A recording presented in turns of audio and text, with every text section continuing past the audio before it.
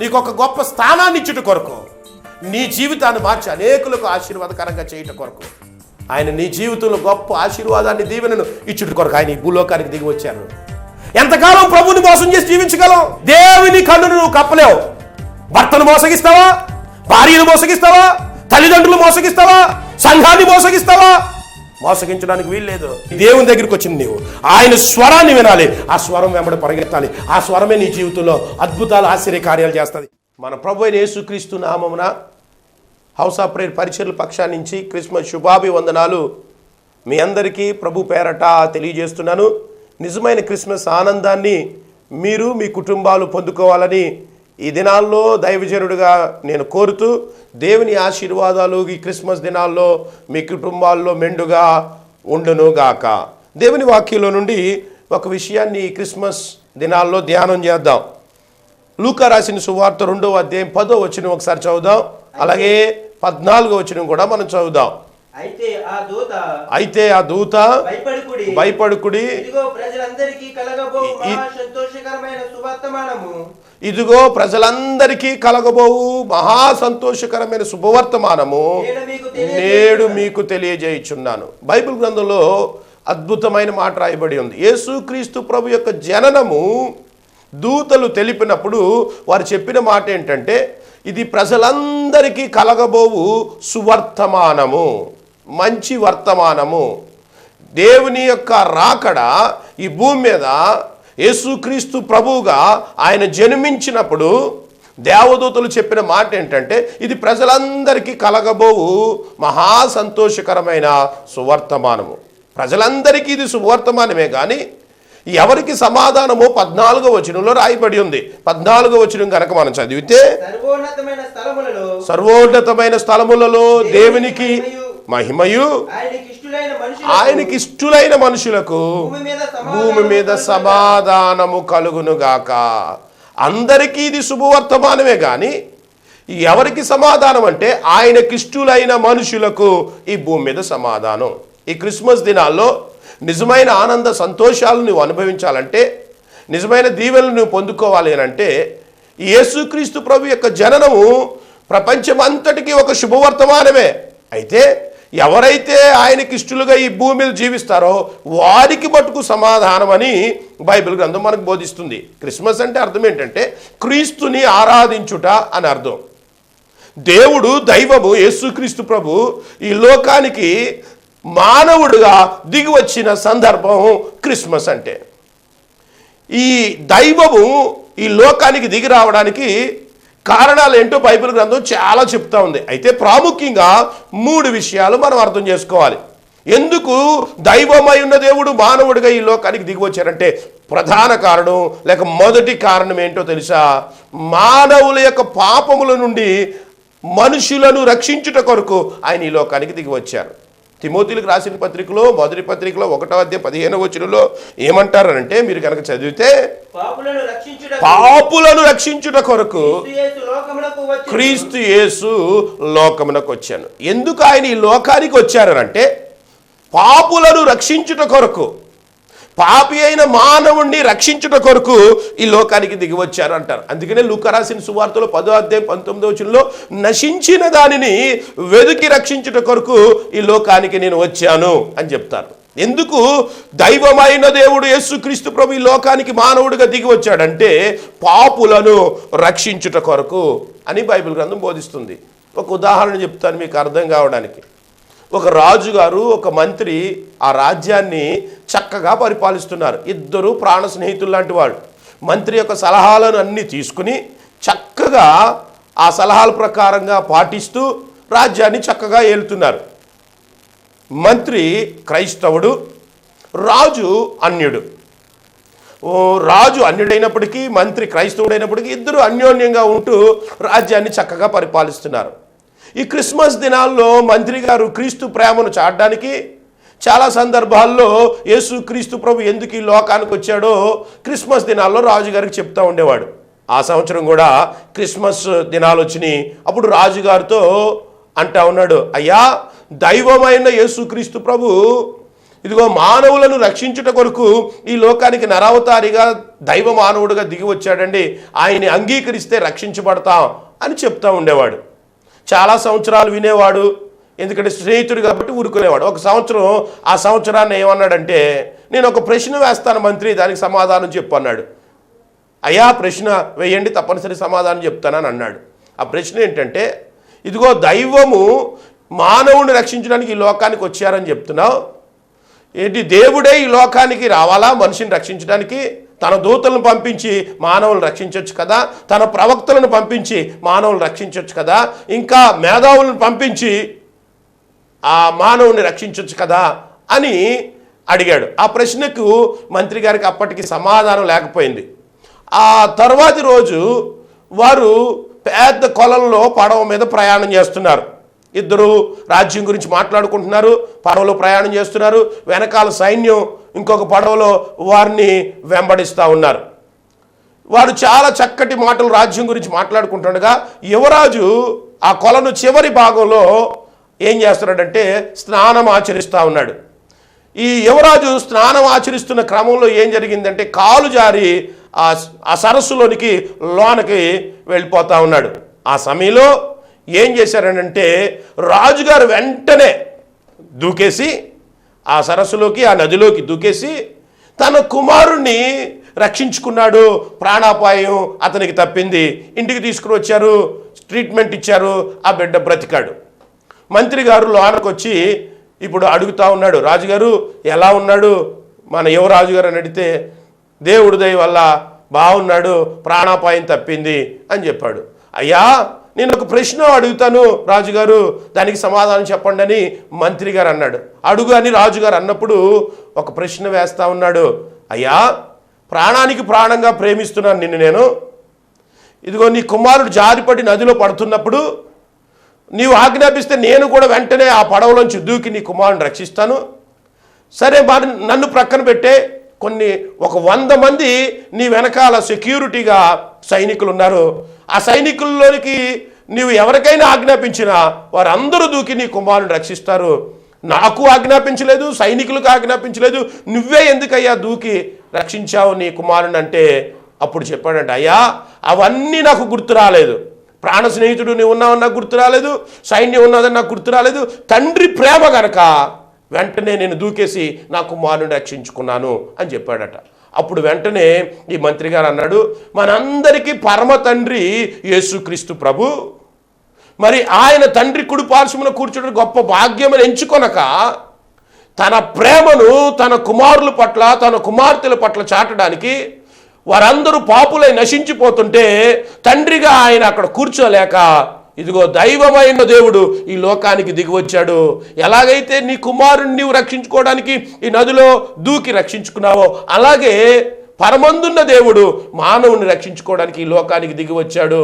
ఆయన నీవు అంగీకరిస్తే నిజంగా నీ హృదయంలో ఆయన నివాసం చేస్తాడన్నప్పుడు ఆ రాజుగారు వెంటనే తన హృదయంలో ఆ విషయం అర్థమైంది కనుక వెంటనే నిజమే కదా, వీళ్ళు శరీర సంబంధమైన ఈ తండ్రిని కుమారుని రక్షించుకోవడానికి అన్నీ మర్చి నేను దూకి నా కుమారుని రక్షించుకున్నాను.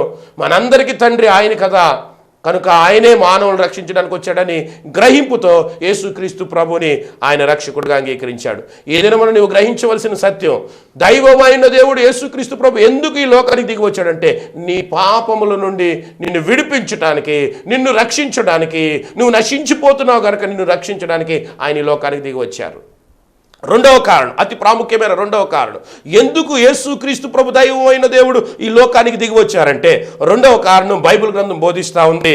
మీరు కనుక చదివితే మత్తయి రాసిన సువార్తలో 1:22 వచనంలో ఒక చక్కటి మాట ఉంది. ఇదిగో కన్యక గర్భవతి అయి కుమారుని కనును, ఆయనకు ఇమ్మానుయేలు అని పేరు పెట్టిదురు.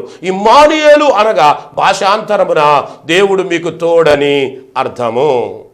ఇప్పుడు ఎప్పుడైతే యేసుక్రీస్తు ప్రభువుని రక్షకుడిగా నీవు అంగీకరిస్తావో నీ పాపాలు క్షమించబడతాయో ఈ భూమి మీదకి ఆయనకు వచ్చిన రెండో కారణం ఏంటి తెలుసా? నీకు తోడుగా ఉండుట కొరకు ఆయన ఈ లోకానికి వచ్చారు. ఎవరైతే రక్షించబడతారో వారికి తోడుగా దేవుడు ఉండడానికి ఈ లోకానికి వచ్చారని ఆయన పేరే ఇమ్మానుయేలు. ఇమ్మానుయేలు అంటే అర్థం ఏంటంటే దేవుడు మనకి తోడని అర్థం. యేసయ్య ఈ లోకానికి ఎందుకు వచ్చారంటే పాపులను రక్షించుట కొరకు, నీ పాపము నుండి నిన్ను విడిపించుట కొరకు, నీ శాపము నుండి నిన్ను విడిపించుట కొరకు. రెండవ కారణము, విడిపింపబడిన నీకు ఆయన తోడుగా ఉండుట కొరకు ఈ లోకానికి వచ్చారని బైబిల్ గ్రంథం మనకి బోధిస్తూ ఉంది. అంతేకాదు, మీరు గనక బైబిల్ గ్రంథం చదివితే సామెతల గ్రంథంలో ఒక చక్కటి మాట ఉంది. 1వ అధ్యాయం 32వ వచనంలో, యథార్థవంతులకు ఆయన తోడుగా ఉంటాడు. అందుకనే మరియతో అన్నాడు, దయాప్రాప్తురాలా నీకు శుభము అని అంటున్నాడు. దేవుడు తన బిడ్డలకు తోడుగా ఉంటాడు. ఎప్పుడైతే యేసుక్రీస్తు ప్రభుని రక్షకుడుగా నీవు అంగీకరిస్తావో, నీ పాపం నిమిత్తం ఆయన వచ్చాడని నమ్మి ఆయన అంగీకరిస్తావో, వెంటనే ఆయన నీకు తోడుగా ఉంటాడు. నువ్వు యథార్థవంతుడు అవుతావు గనక ఇంకను ఆయన నీకు తోడుగా ఉండి ఆయన నిన్ను నడిపిస్తాడు అని బైబిల్ గ్రంథంలో ఉంది. 91వ కీర్తన చదివితే 15వ వచనంలో ఏమని రాయబడి ఉందంటే, శ్రమల్లో నేను అతనికి తోడయ్యుందును. ఈ లోకంలో నీవు రక్షించబడిన తర్వాత, యేసుక్రీస్తు ప్రభుని నీవు రక్షకుడిగా అంగీకరించిన తర్వాత దేవుడు నీకు తోడుగా ఉంటున్న సందర్భాల్లో అనేక శ్రమలు నీకు వచ్చినప్పుడు ఆ శ్రమల్లో కూడా ఆయన నీకు తోడై ఉంటాడని 91వ కీర్తన 15వ వచనంలో ఆ మాట మనం చూస్తాం. ప్రాముఖ్యంగా 3 కారణాలు ఉన్నాయి. అందులో మొదటి కారణం, మానవులను రక్షించుట కొరకు, పాపులను రక్షించుట కొరకు ఈ లోకానికి ఆయన వచ్చాడు. రెండో కారణం, రక్షింపబడిన నీకు తోడుగా ఉండి నీ శ్రమల్లో నీకు సహాయం చేయడానికి ఆయన ఈ లోకానికి దిగి వచ్చారు. మూడవ కారణం అత్యంత విలువైనది, నీకు నిత్య జీవమునిచ్చుట కొరకు ఆయన ఈ లోకానికి వచ్చారని బైబిల్ గ్రంథం బోధిస్తూ ఉంది. నిత్య జీవము, పరలోకమునిచ్చుట కొరకు మానవుడు ప్రయత్నం అంతా ఏ రీతిగానైనా పుణ్యానికి చేరుకోవాలి, పరానికి చేరుకోవాలి, పరమునకు చేర్చుకోవాలి. ఈ పరమునకు చేరుకునే క్రమంలో నీవు యేసుక్రీస్తు ప్రభుని రక్షకుడుగా అంగీకరించాలి, ఆయన్ని తోడుగా చేసుకోవాలి. అప్పుడు దేవుడు నీకేమిస్తారంటే నిత్య జీవాన్ని ఇస్తారు. ఈ 3 ప్రాముఖ్యమైన కారణాలు మూలముగా యేసయ్య, దైవమైన యేసయ్య ఈ లోకానికి దైవ మానవుడుగా, నరవతారిగా దిగి వచ్చాడని బైబిల్ గ్రంథం మనకు బోధిస్తూ ఉంది. అందుకనే పేతురు రాసిన మొదటి పత్రికలో 3వ అధ్యాయం 16వ వచనంలో, ఆ క్రీస్తును, ఆ యేసుక్రీస్తును మీ హృదయంలో ప్రభువుగా ప్రతిష్ఠించుకున్న నాడే నిజమైన క్రిస్మస్ ఆనందాన్ని నువ్వు అనుభవిస్తావు. పేతురు భక్తుడు అంటాడు, మీరు క్రీస్తుని ప్రభువుగా మీ హృదయంలో ప్రతిష్ఠించుకోండి. దేవుడుగా, అధికారిగా, సమస్తానికి అధికారిగా మీ హృదయంలో ఆయన్ని ప్రతిష్ఠ చేసుకోవాలని వాక్యంలో రాయబడి ఉంది. మీ హృదయంలో యేసుప్రభుకి స్థానం లేకపోతే ఈ దినము నా యేసుప్రభుని ఆహ్వానించు. నా పాపముల నిమిత్తమై ఈ లోకానికి దిగి వచ్చావు ప్రభువా, ఇదిగో నా హృదయంలోనికి రండి అని అంటే ఆయన నీ హృదయంలోకి వచ్చి నీకు తోడుగా ఉంటాడు. నీ శ్రమలన్నిటిలోంచి ఆయన తప్పిస్తాడు. అంతేకాదు, నీకు నిత్య జీవాన్ని అనుగ్రహిస్తాడు. యేసుక్రీస్తు ప్రభు ఇందాక మనం మొదట్లో చదివిన భాగంలో ఇది ప్రజలందరికీ శుభవార్త. అయితే ఎవరికి సమాధానం అంటే ఆయనకి ఇష్టలైన మనుషులకు ఈ భూమి మీద ఆయనకి ఇష్టలైన మనుషులుగా మార్చబడాలంటే యేసుక్రీస్తు ప్రభుని నీ హృదయంలో ప్రతిష్ఠ చేసుకోవాలి, ప్రభువుగా ప్రతిష్ఠ చేసుకోవాలి. అప్పుడు ఆయన నీ హృదయంలో నివసిస్తారు. అప్పుడు నీకు సమాధానం ఇస్తారు. ఈ భూమి మీద సమాధానం నీకు కావాలంటే ఆయనకి ఇష్టలు అవ్వాలి. ఆయనకి ఇష్టలుగా ఎవరు ఉండగలరో బైబిల్ గ్రంథం బోధిస్తూ ఉంది. మొదటి కారణము మీరు కనుక చూస్తే ఆయనకి ఇష్టలుగా మనం ఉండాలి అని అంటే మొదట మనం ఎలా ఉండాలో తెలుసా? బైబిల్ గ్రంథం మనకు బోధిస్తుంది. యెషయా రాసిన గ్రంథం 5వ అధ్యాయం 7వ వచనం కనుక మీరు చదివితే ఏమని రాయబడింది తెలుసా? యూదా మనుషులు నాకు ఇష్టమైన వనము అని రాయబడి ఉంది. యూదా మనుషులు ఆయనకి ఇష్టలు కనుకనే ఆ దేవుడు వారిని ఏర్పాటు చేసుకున్నాడు, ప్రత్యేకపరుచుకున్నాడు, ప్రతిష్ఠించుకున్నాడు. యూదా మనుషులుగా నువ్వు మార్చబడితే యూదా మనుషులు దేవుని ఇష్టలైన వనము అని బైబిల్ గ్రంథంలో రాయబడి ఉంది. యూదా అంటే అర్థం ఏంటంటే దేవుని స్తుతించుట అని అర్థం. అసలు యూదుడు అనేవాడు చేయవలసిన క్రమము పాత నిబంధనలో రాయబడింది. యూదుడైన వాడు తప్పనిసరిగా సున్నతి చేయబడాలి. యూదుడైన వాడు సున్నతి చేయబడ్డమే కాదు, వారానికి 2 సార్లు ఉపవాసం ఉండి ప్రార్థన చేయాలి. ఉపవాసం ఉండి ప్రార్థన చేయడమే కాదు, రోజుకి 5 సార్లు ప్రార్థన చేయాలి. వారి యొక్క 10వ వంతును దేవుని నిధిలోనికి తీసుకుని రావాలి యూదుడైన వాడు. అలాగే మనం కూడా దేవుని యూదులుగా మార్చబడ్డం అంటే దేవుని స్తుతించేవారుగా మార్చబడాలి. ఎవరు దేవుని స్తుతిస్తారో వారే దేవునికి ఇష్టలు. దేవుని స్తుతించడం అంటే ఏం చేయాలి అని బైబిల్ గ్రంథం బోధిస్తుందంటే సున్నతి చేయబడాలి. దేనికి సున్నతి చేయబడాలంటే మన హృదయానికి సున్నతి చేయబడాలి. అప్పుడు మనము సున్నతి చేయబడిన వారు కనుక దేవుని స్తుతిస్తాం. యూదా అంటే దేవుని స్తుతించుట. దేవుని స్తుతించిన వారు ఆయనకి ఇష్టలవుతారు. ప్రార్థించేవారు ఆయనకి ఇష్టలవుతారు. ఉపవాసం ఉన్నవారు ఆయనకి ఇష్టలవుతారు. దేవునికి ఇచ్చేవారు ఆయనకి ఇష్టలవుతారు. ఈ దినమున నీకు ఈ భూమి మీద సమాధానం కావాలంటే ఆయనను స్తుతించేవారుగా ఉండాలి. యోధా మనుషులుగా మనం ఉండాలి. యోధా అంటే దేవుని స్తుతించుట అని అర్థం. రెండవ కారణం బైబిల్ గ్రంథం బోధిస్తూ ఉంది. మీరు కనుక చదివితే సామెతల గ్రంథం 12వ అధ్యాయం 22వ వచనంలో ఏమని రాయబడిందంటే, సత్యవర్తనులు నాకు ఇష్టలు, సత్యవర్తనులే నాకు ఇష్టలు, సత్యమును అనుసరించేవారే నాకు ఇష్టలు అని రాయబడి ఉంది. మొదటిది, ఎవరు దేవునికి ఇష్టలు? దేవునికి ఇష్టలైన వారికే ఈ భూమి మీద సమాధానం కలుగుద్ది. ఈ క్రిస్మస్ దినాల్లో నీవు దేవునికి ఇష్టమైన జీవితాన్ని జీవించాలని ఆశపడితే నీవు యేసుక్రీస్తు ప్రభుని దినమున స్తుతించాలి, ఆరాధించాలి, ఆయన్ని మహింపరచాలి. రెండవది ఏం చేయాలంటే యేసుక్రీస్తు ప్రభుని నువ్వు అనుసరించాలి. సత్యవర్తనులు ఆయనకి ఇష్టలు, సత్యమును అనుసరించేవారుగా మనం ఉండాలి. బైబిల్ గ్రంథంలో యోహాను రాసిన 3వ పత్రికలో ఏమని రాయబడి ఉందంటే, యోహాను భక్తుడు అంటాడు గాయిని ఉద్దేశించి, నీవు సత్యమును అనుసరించి నడుచుకుంటున్నావని వినుట కంటే ఎక్కువైన సంతోషం నాకు లేదు. సత్యమును అనుసరించి మనం నడుచుకోవాలంటే వాక్యాన్ని మనం అనుసరించి నడుచుకోవాలి. వాక్యమును అనుసరించి నడుచుకోవడం ద్వారా గొప్ప దీవెనలు కలుగుతాయని బైబిల్ గ్రంథంలో మనకి రాయబడి ఉంది. వాక్యం అంటే ఎవరు? యేసుక్రీస్తు ప్రభు. నేనే మార్గం, నేనే సత్యం, నేనే జీవం అని అన్నారు. యేసుక్రీస్తు ప్రభుని అనుసరించేవారుగా మనం ఉండాలి. యేసు ప్రభుని అనుసరించడం అంటే ఏంటి? అందుకనే ఫిలిప్పీలకు రాసిన పత్రిక 2వ అధ్యాయం 5వ వచనంలో ఏమన్నాడంటే, మీరు క్రీస్తు యేసు మనసును కలిగి ఉండండి. ఆయన మనసు ఏంటో తెలుసా? ఆయన భాగ్యమును విడిచిపెట్టెను, దాసుని స్వరూపమును ధరించుకొనెను, రిక్తుడుగా అయిపోయినని చెప్పేసి ఫిలిప్పీలకు రాసిన పత్రిక 2వ అధ్యాయం 5వ వచనం నుండి 9వ వచనం వరకు కూడా ఆ మాటలు రాయబడి ఉంటాయి. యేసుక్రీస్తు ప్రభుని మనం అనుసరించాలి. అప్పుడే ఈ భూమి మీద మనకి సమాధానం వస్తుంది. ఆయనకి ఇష్టలుగా మనం ఎలాగ ఉండగలము? యూదా వారు ఆయనకి ఇష్టలు అంటే దేవుని స్తుతించేవారు ఆయనకి ఇష్టలు. రెండవది, ఎవరు ఆయనకి ఇష్టలు? ఆయన అనుసరించేవారు ఆయనకి ఇష్టలు. మూడవది, బైబిల్ గ్రంథం బోధిస్తుంది హెబ్రీయులకు రాసిన పత్రిక 13వ అధ్యాయం 16వ వచనంలో, ఉపకారమును ధర్మమును చేయుట మానకుడి, ఇట్టి యాగములు దేవునికి ఇష్టములు అని రాయబడి ఉంది. దేవుని ఈ లోకానికి దిగి వచ్చినప్పుడు యేసుక్రీస్తు ప్రభు ప్రజలందరికీ ఉపకారిగా ఉన్నాడు. కుష్ఠరోగి వస్తే అతన్ని బాగు చేస్తున్నాడు, మోగవాడు వస్తే మాట్లాడేలా చేస్తున్నాడు, చెవిటివాడు వస్తే వినేలా చేస్తున్నాడు, ఊచకాలు చేతులు కలిగిన వారు వస్తే బాగు చేసి వారిని లేవనెత్తుతున్నాడు, పక్షవాయు కలిగిన వారు వస్తే వారిని లేవనెత్తుతున్నాడు. వారందరి మీద జాలిపడి ఆయన ఏం చేస్తున్నాడంటే ఉపకారం చేస్తూ ఉన్నాడు. ఈ దినాల్లో కూడా యేసు ప్రభుని వెంబడిస్తాం. మనం కూడా చేయవలసిన పని ఏంటంటే, యేసు ప్రభుని స్తుతిస్తున్న మనం, యేసు ప్రభుని వెంబడిస్తున్న మనం చేయవలసిన 3వ పని ఏంటో తెలుసా? ఆయన కిష్టులుగా జీవించాలంటే ఉపకారం మనం ఇతరులకు చేయాలి. నశించిపోతున్నారు ఎందరో, దెయ్యాల చేత పీడించబడుతున్నారు, అనేక మంది రకరకాల రోగాల చేత పీడించబడుతున్నారు. వారందరికీ మనం ఉపకారము చేయువారుగా ఉండాలి. అప్పుడు ఆయనకి మనం ఇష్టలుగా ఉంటామని బైబిల్ గ్రంథం మనకు బోధిస్తూ ఉంది. దేవుని బిడ్డలారా, ఈ క్రిస్మస్ దినాల్లో సంతోషాన్ని, ఆనందాన్ని నీవు అనుభవించాలి. యేసయ్య నిన్ను రక్షించుట కొరకు వచ్చారు. యేసయ్య నీకు నీ శ్రమల్లో తోడుగా ఉండుట కొరకు నీకు వచ్చారు. యేసయ్య ఎందుకు వచ్చారు? నీకు నిత్య జీవం ఇచ్చుట కొరకు వచ్చారు. ఇది శుభవర్తమానం.